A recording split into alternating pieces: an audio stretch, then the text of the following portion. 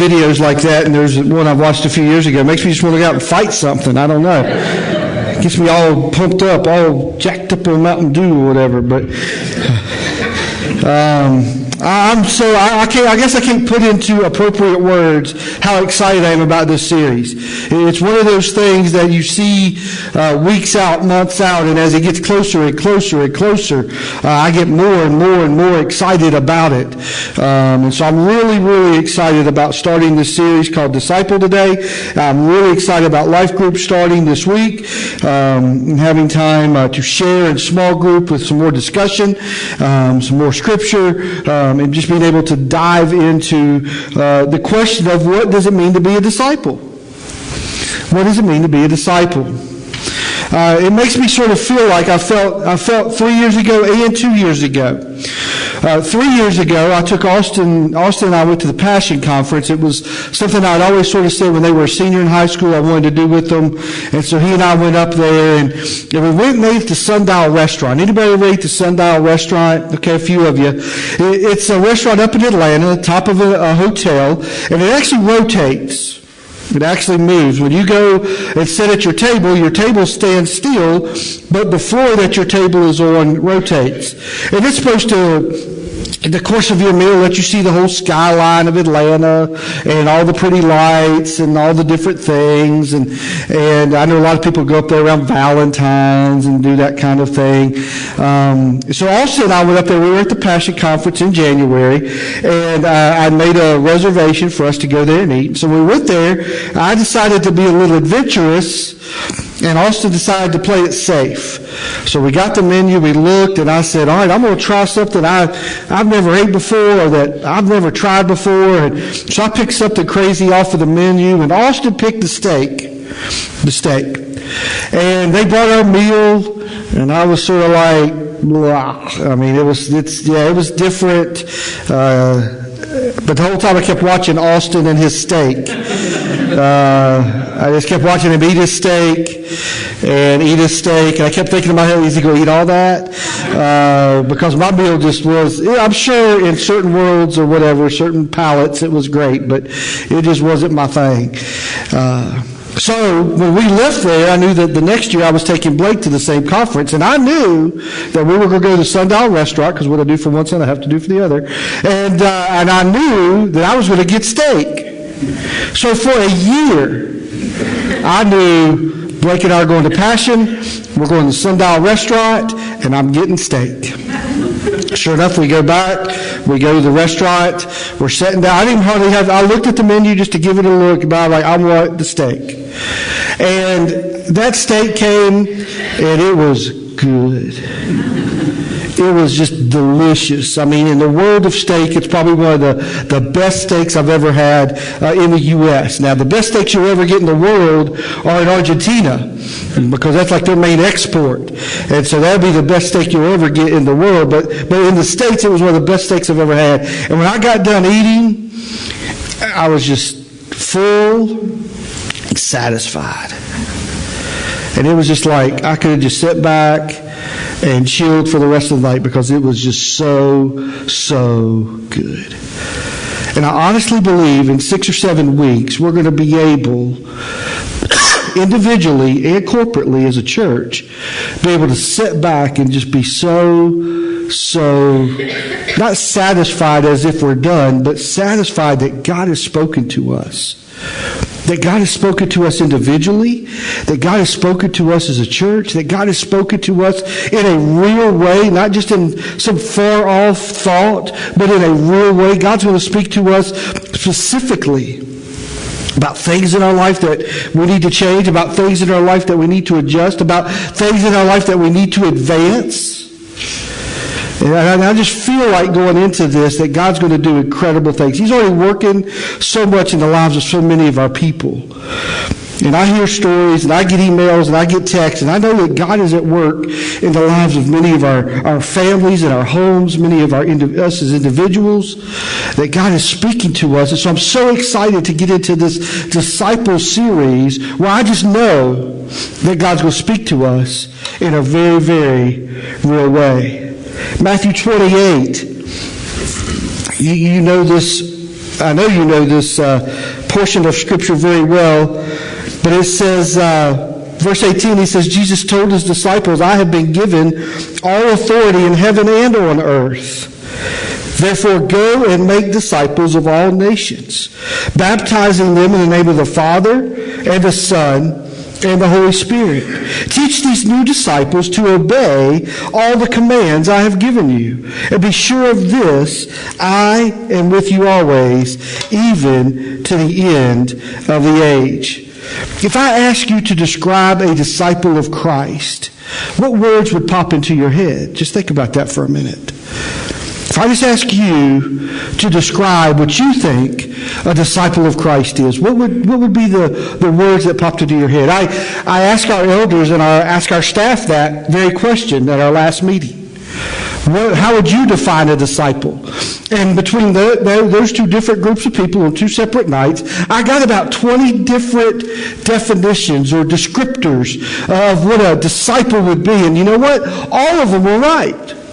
There wasn't anybody who gave a word or an idea or a thought about a disciple that I went, no, that probably doesn't apply. They were all right, but the reality is among the 20 different people, there were 20 or more words that we use to describe a disciple.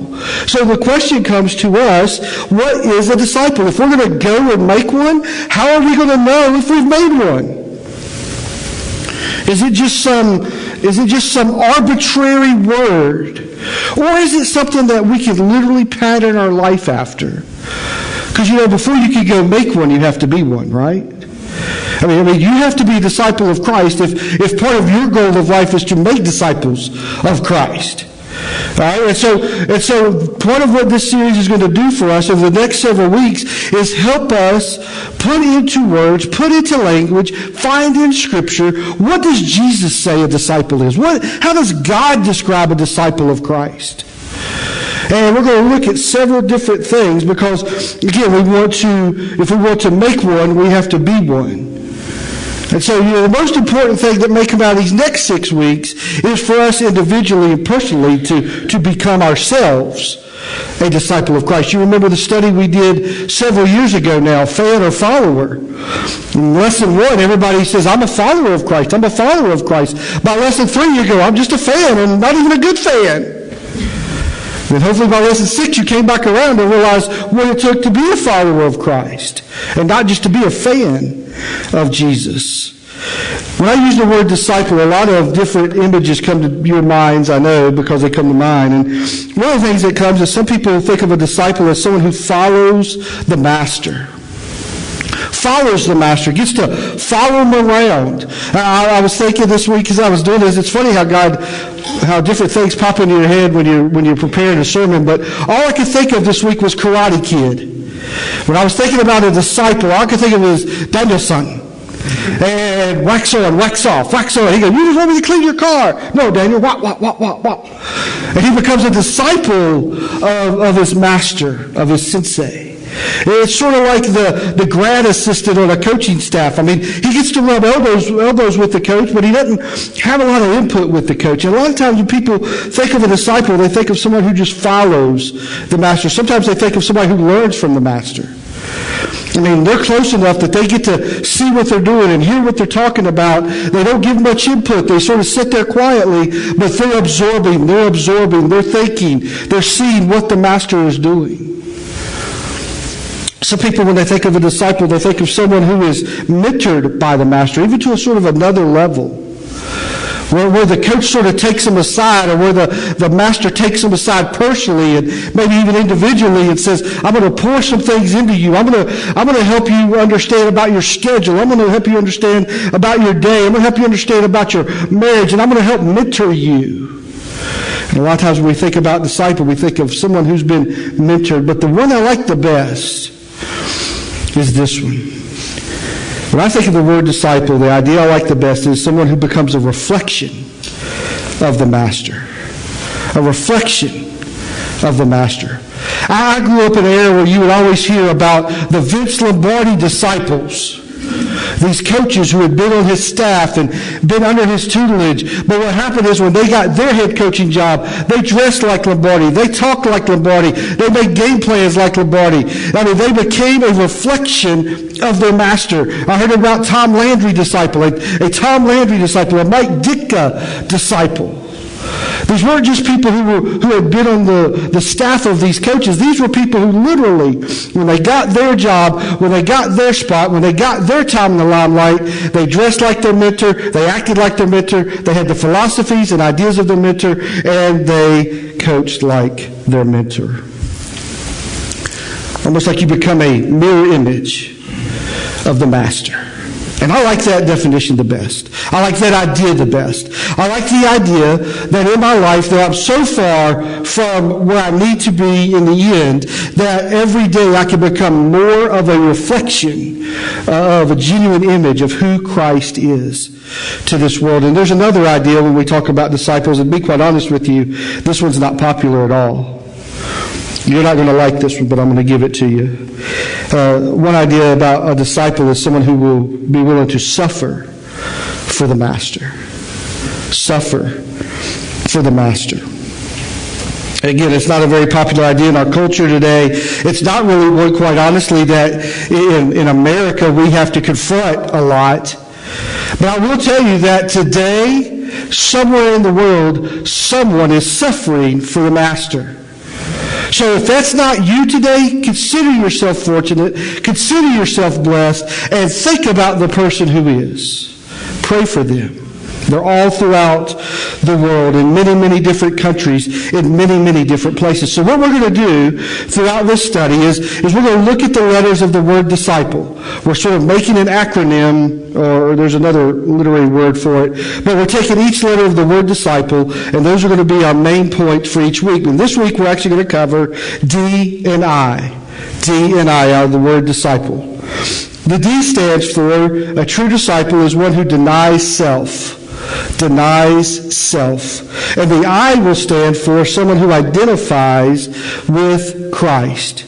Identifies with Christ. So D and I we cover this week. Next week, you guessed it, we're going to cover S. The week after that, C, and so forth, and so on.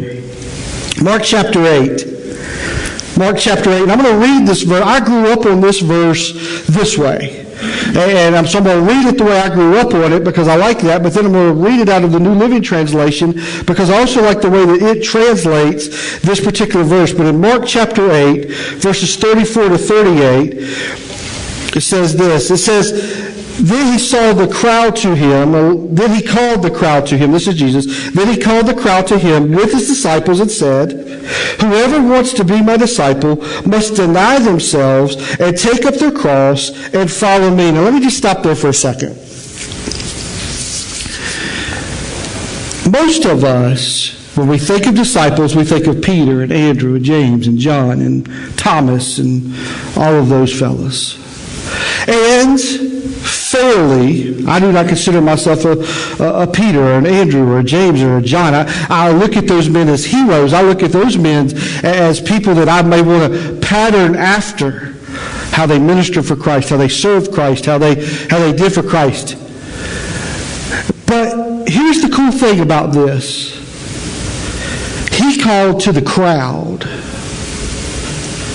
Jesus called the crowd. And he said, if any of you want to be my disciple. See why I like it? Let me tell you why I like that. Because that includes everybody. He wasn't just saying, hey, only these 12 guys can be my disciples. One of them isn't even going to do a good job in the end. One of them's actually going to start, the church is going to spread throughout the world.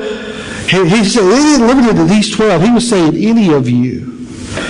And as we begin this series, part of what I want us to know is, any of us.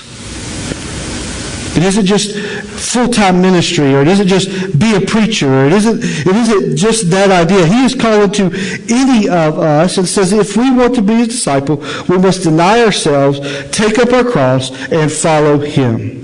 Verse 35 says, for whoever wants to save their life will lose it, but whoever loses their life for me and for my gospel, for the gospel will save it. What good is it for someone to gain the whole world, yet forfeit their own soul?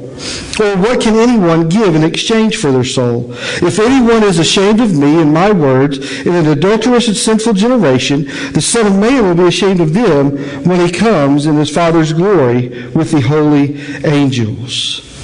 So we must deny ourselves, take up our cross, and follow him. Listen to how Mark translates just that first part. Mark 8:34 says, Then calling to the crowd to join his disciples, he said, If any of you wants to be my follower, okay, my disciple, you must turn from your selfish ways, take up your cross, and follow me. So there he takes a phrase of what does it mean to deny ourselves? And he breaks it down into deny our selfish ways. So there's 4 points today. You may want to write these down. Here's the first thing. The first thing to becoming a disciple or being a disciple is to deny our own way. To give up our own selfish ways. One of the things we have to do is to deny ourselves, deny our selfish ways.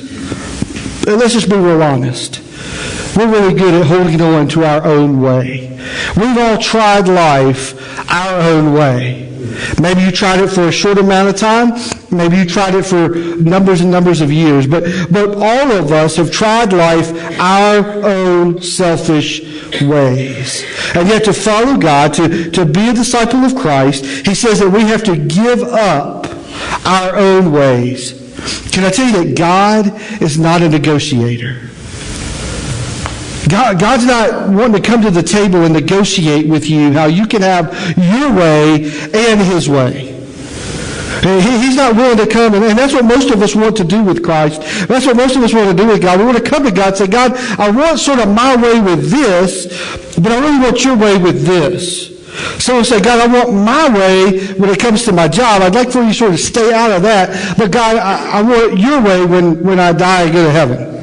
God, I want it this way when it comes to my money. I really like you to sort of just butt out. But God, I want your way when it comes to my family, my marriage, and my kids.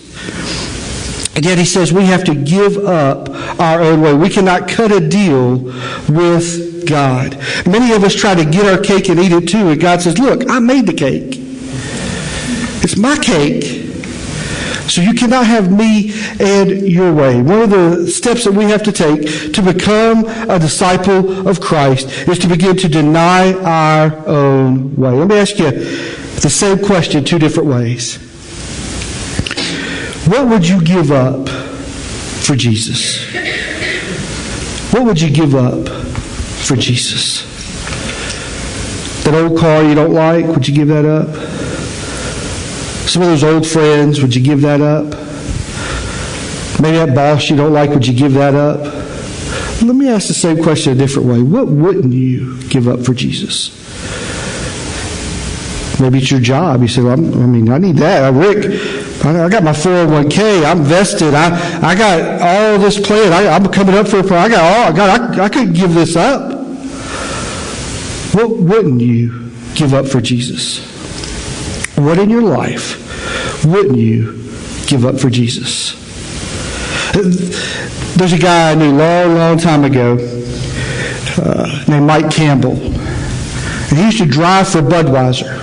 He came to a Sunday school at church, sang in the choir, and on Monday through Saturday, he delivered Budweiser to the grocery store, the gas station, wherever, set up displays, did all that kind of stuff. And for a long time in his life, he never saw a conflict or a problem or an issue. But at some point, God began to speak to him about that. And I wasn't close enough to Mike to know the whole story, but God just began to say, this is a good testimony for me. When you're singing Amazing Grace in the choir and then going out and delivering what other people were calling Amazing Grace.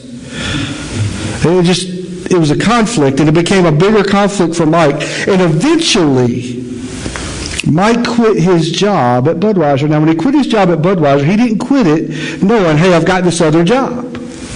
He just knew that God had called him, God had spoken to him in a very real way, and God had said, you just need to quit this job. And he did. You say, really? I mean, no paycheck, no severance, no nothing? Yeah, he quit his job. And he didn't quit it because he wanted to. He actually liked the job.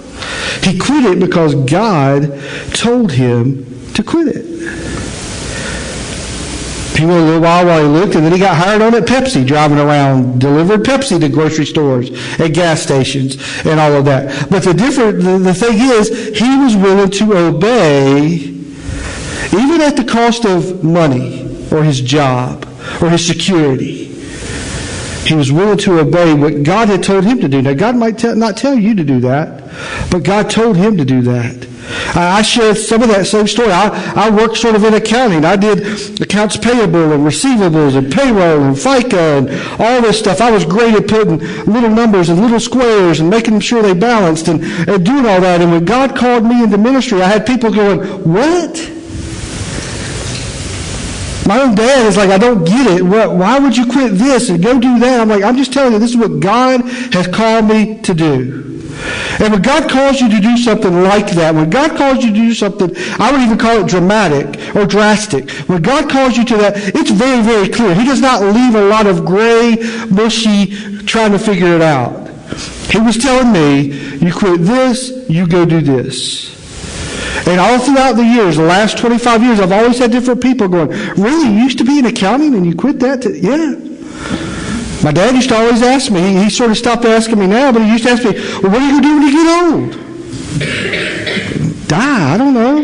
What am I supposed to do when I get old? But God calls us to do something. We have to give up our own way for his way. The second part of that verse and the second part of that is to take up our cross. Take up our cross.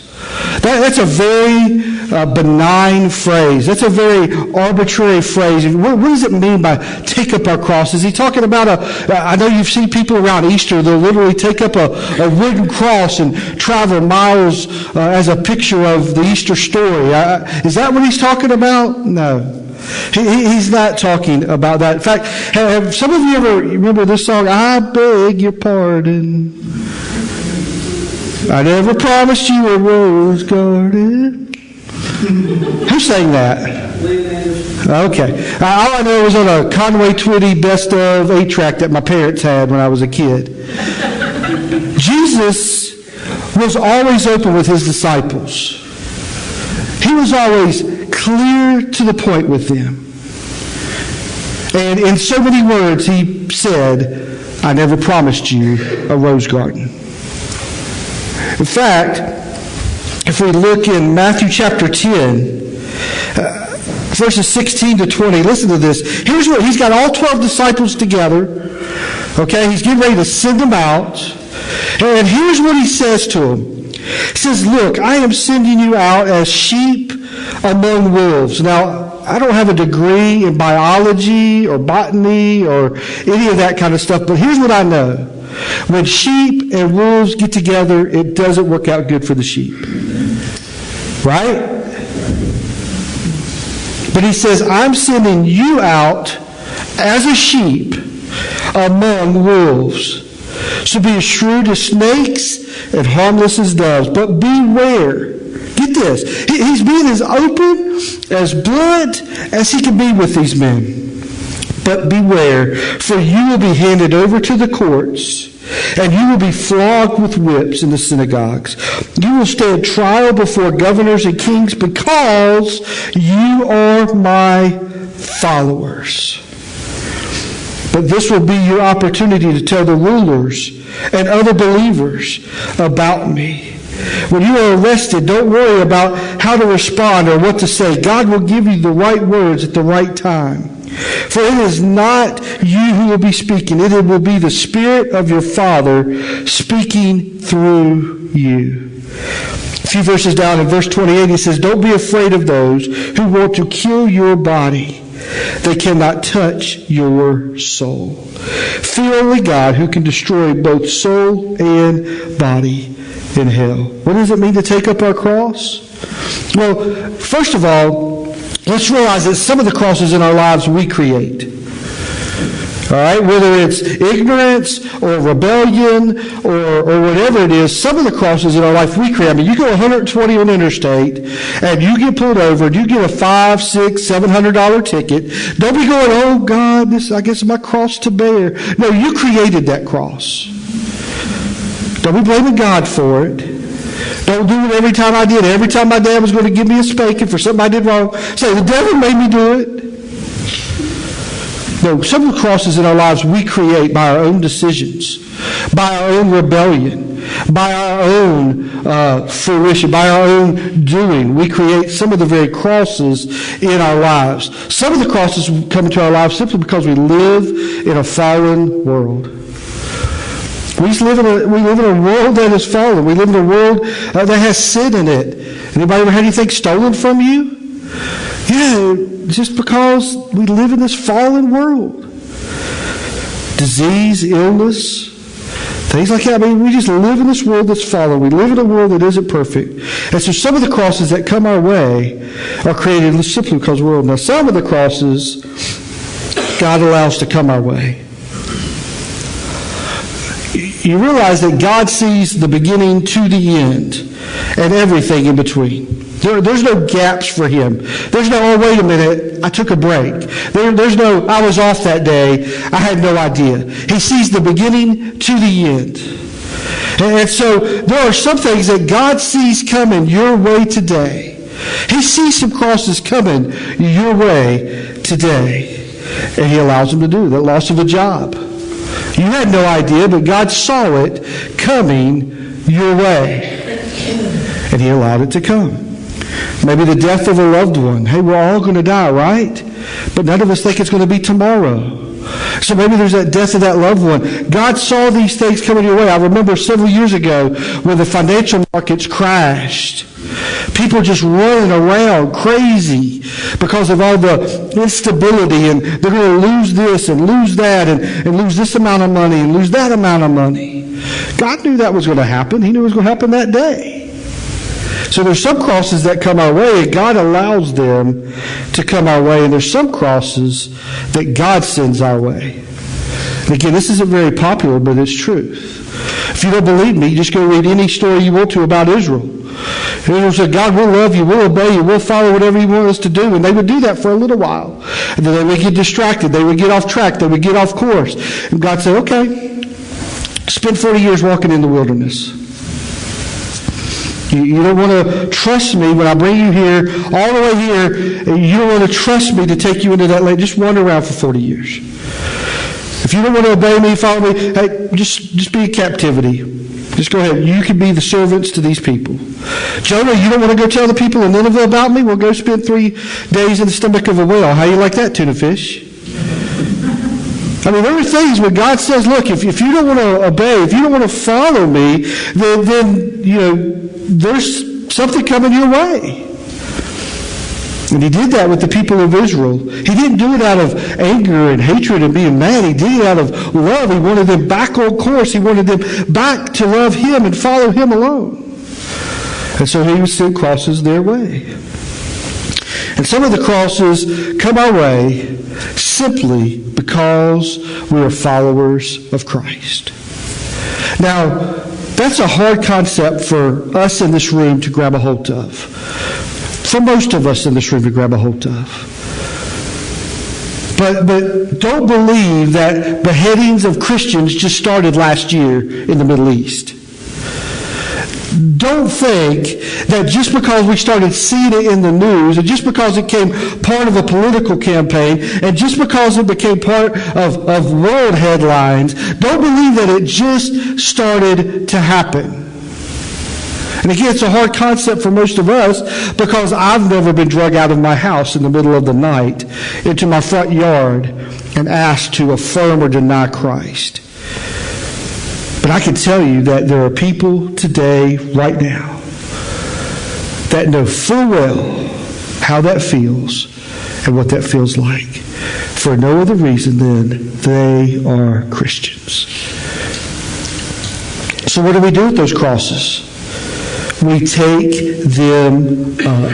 See, we take up the cross with the idea that we realize that whatever the cross is, It is God who's going to help us carry the cross. It's God that's going to help us as a disciple of His. He's going to help us carry the cross. He's going to lift the load of the cross that we carry in Him. He says, my burden is light. So how does that work out? Well, it's sort of like this. It's sort of like weight and strength. Weight and strength. It doesn't matter how much weight is if the strength is that much stronger. Am I right, bud? 350 pounds doesn't seem like much if you can lift 400. All right, maybe it seems like a lot. But you know what I'm saying? If you can lift 400, 200 doesn't seem like much. Now, if you can't lift 400, 200 seems like a whole lot. So without Christ, that cross that you have to carry, that cross that you have to bear, will seem like a lot. Overbearing, overwhelming, crushing at times. But with the strength of God, the strength of Christ, we can carry those crosses. And then the third step is to follow Jesus. He says, deny yourself, deny your selfish ways, take up your cross, and follow Jesus. How do we follow Jesus? Well, when he wrote it in that day, it was pretty simple because they literally physically followed him. Town to town, city to city, heard him preach message after message. They literally physically followed him. But what do you and I do? How do we follow Jesus today in 2017? Well, one, we follow him through his precepts. His precepts. There's things that are specific commands in Scripture. Thou shalt not steal. Thou shalt not steal does not come with parentheses. Thou shalt not steal unless you really, really want it. Thou shalt not steal unless you feel like you deserve it. Thou shalt not steal. It means thou shalt not steal money. Thou shalt not steal a pen, cable TV, whatever it is. Thou shalt not steal. It's a specific, laid out command in Scripture. It's a non-negotiable. Not only that, but Jesus gives us principles throughout His Word as well. These overarching guidelines. Those places where we read, where He'll say, hey, here's a wise way to deal with your money. Here's a foolish way to deal with your money. Here's a wise way to deal with your relationship. Here's a foolish way to deal with your relationship. Here's a wise way to raise your children. Here's a foolish way to raise your children. Those principles where he compares wise and foolish, and he says, live as wise, do not be a fool. And so we read those and we apply those to our lives and we try to live as wise. Another way that we follow Jesus is in His Word. I mean, this has been left here for us. It is not a guessing game. His Word has been left here for us to follow. It's pretty specific and explicit. It's pretty right there for you. If there's part that confuses you, just read it again. It'll probably clear up. But there's ways in His Word is when we dive into it and we read it and we soak it in, we begin to learn more of how to follow Him. And the fourth thing we do to follow Jesus is simple obedience. Obedience. I know you've heard this phrase before. God does not need to reveal one new thing to us. He just needs us to obey what He's already revealed to us. You see, I have no doubt that in many lives in this room today, including my own, there are things that God has already pointed out to you. Not just today while you got here. I'm talking about before you ever got here today. In the last couple of weeks, in the last month, God's been speaking to you. God's been pointing things out to you. And all He's waiting for you to do is what? Obey.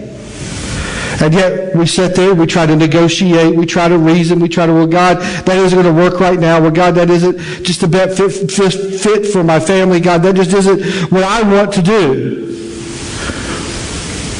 God says to us, obedience is better than sacrifice. So one of the ways that we follow Jesus is through simple obedience to what He tells us to do. And can I tell you that I have lived in life in stages where God had pointed things out to me and I would not obey. And can I tell you, it's a miserable place to be. In fact, we sang that song, Chain Breaker. Can I tell you what some of the chains are that have people bound up today? Simple disobedience to what God's called us to do. And all He's waiting for us to do is obey Him to what He's called us to do. It may be a walk over to your neighbor and introduce yourself to them. It may be that person at work that you need to just talk with. Or maybe that person in your family that you have a relationship and you need to talk with them about. He's told you what to do, and yet we sit and don't obey. So we deny ourselves, our selfish ways. We take up our cross through His strength, and we follow Jesus. And the last thing that we do today as a disciple of Christ is we identify with Christ. We identify with Christ. Well, we do that several different ways. One of the ways we do it here at the Vine is through baptism. Baptism is not a magic potion. There's nothing special in the water. It literally is a way to publicly declare what Jesus is doing in your life, what Jesus has done in your life in salvation. And just so we're not confused, Jesus commands us to be baptized. It isn't an option. It isn't like, well, I know you don't like the water. I mean, I'm not taking you out in the middle of the ocean to baptize you with sharks. I mean, it's right up here. It's nice and warm. It's cozy. It's convenient. It's easy. And He says one of the ways that we identify with Him is through baptism. It represents the death, burial, and resurrection of Christ. And He commands us to do it. One of the other ways we identify with Him is through communion. Through communion. We come together, and we'll do it here in a few weeks. And there's a table up here. And again, there's nothing magical about the table. It's crackers and it's grape juice. But it represents something. It's a way that we identify with Christ in His crucifixion. And so when we take the bread, it reminds us of His body that was broken. When we take the juice, it reminds us of His blood that was shed. And it's one of the ways that we identify with Him is when we remember those things. Another way that we identify with Christ is through church membership. You say, Rick, is that really that important? Well, in the Scriptures, the church is called the bride of Christ. The bride of Christ. And so I don't know about you, but some of you here have brides, and I don't know how your bride would feel if you were to say, you know what, I'm your bride or bridegroom or whatever, but I don't want to be around you any. I don't want to see you, talk to you, be in touch with you. I don't have love for you. I don't want to be involved with you. A wall. Most of us would not respond very well. We would be hurt, would we not? If Monica did that to me, if Monica just said, look, hey, we're married, you're my groom and I'm your bride, but I don't want to see you no more. That would hurt. It should hurt. Well, that's what it means to Christ. When we say, you know what, I want to be part of that family, but I don't want to be part of the bride of Christ. So that's another way, a third way that we identify with Christ. So as we start this Disciple Week, and just so you know that when you go to life groups, all of those points and more are going to be expanded, and there'll be more to talk about and more questions to respond to and those kinds of things. I'm just trying to get our minds cranking and thinking that way. So He tells us, if you want to be my disciple, He says to the crowd, He says to you, this isn't just for the band. It isn't just for the preacher. It isn't just for those folks. It's for all of us. If you want to be my follower, my disciple, take up your cross. Deny yourself. Deny your way. Give up your way for God's way. Take up your cross and follow me. That's His call to all of us today. Doesn't matter if it's your first Sunday here. Doesn't matter if you've been here from the very first service. Doesn't matter what you got out of your car thinking about and walked through those doors. He says to the crowd, if you want to be my disciple, give up your selfish ways, take up your cross, and follow me. Will we do that today? Do we want to do that today? The one thing I've learned as I've been preparing this whole series and the curriculum and all that kind of stuff, one of the things that comes true to my mind is this is a process. This is not a one and done. This is not a, hey, I decide today and it's completed. It is a process for all of us. So I guess the overarching question is, are you willing to, if you are not currently, are you willing to start the process in your life to become a reflection of Christ? A reflection to your coworkers, a reflection to your family, a reflection to your neighbors. Are you willing today, if you're not already, are you willing to start the process of becoming a reflection of Christ? I want to encourage you to do two things this week. One, I want to encourage you to join a life group and go to a study this week. Even if you join a life group and you say, well, I didn't realize that I was going to, a meeting right then, and so join a life group and get involved in a study this week. But I want to encourage you to read Matthew chapter 10. And you say, why are you asking us to do that? Because this is when Jesus calls his 12 disciples together. And I read a portion of it, but I did not read all of it.